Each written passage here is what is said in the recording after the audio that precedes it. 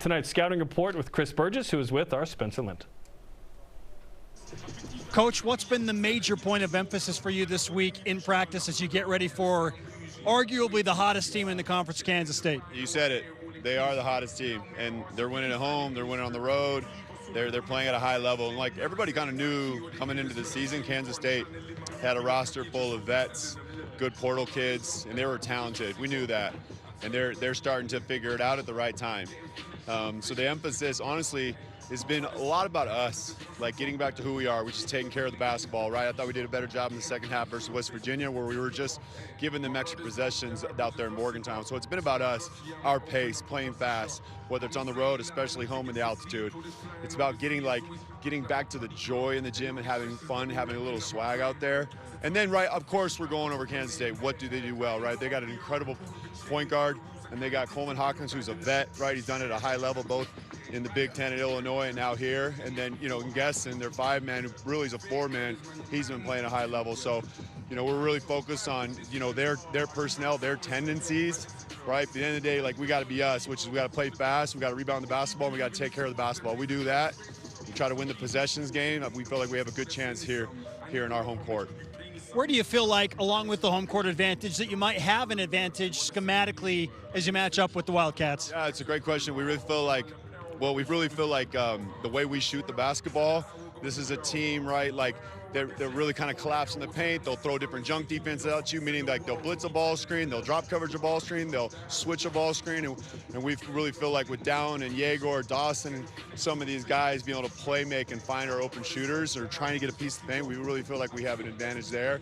And we feel like the altitude, right? You got to take advantage of, being here, right here in Provo and in the mountains, and we got to run. Now, they want to play fast too, but we got to run. And, really, if you look at their roster, they're 5 guys. They play 8 guys, but really 5 guys are 30-plus minutes. And so we got to take advantage of that, the depth that we think we have, whether it's 8 minutes from a guy off the bench or 20 minutes from a guy off the bench. We have to be able to run this basketball, but also make smart decisions in transition as well.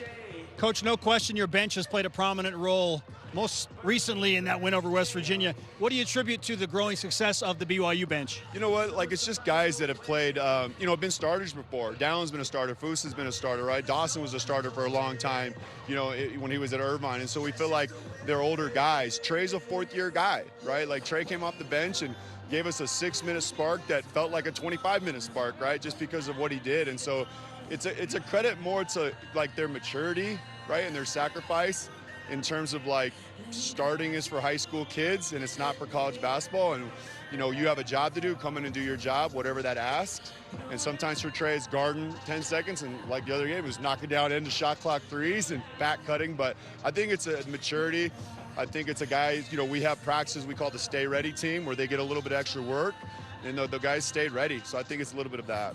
We'll finish with a general question about the overall health of the team coming off a tricky, long road trip. Yeah, I mean, it was a long road trip, right? It was. I'm glad we split. Wish we would have swept. Glad we split. But I think the biggest thing is morale is high, right? You talk about injuries and things like that. A lot of it's just the mental health part of being away.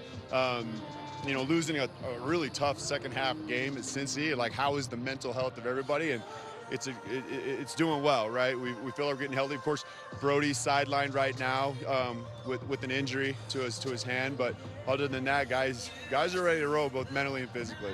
Well, some more good news. You don't have to scrape 4 inches of snow off the plane wings after tonight's game, Coach. No doubt. No de-icing, 3 hours on a plane, but I'm glad we got back safe. That's all I can say. Good luck tonight. Thank you. Appreciate it.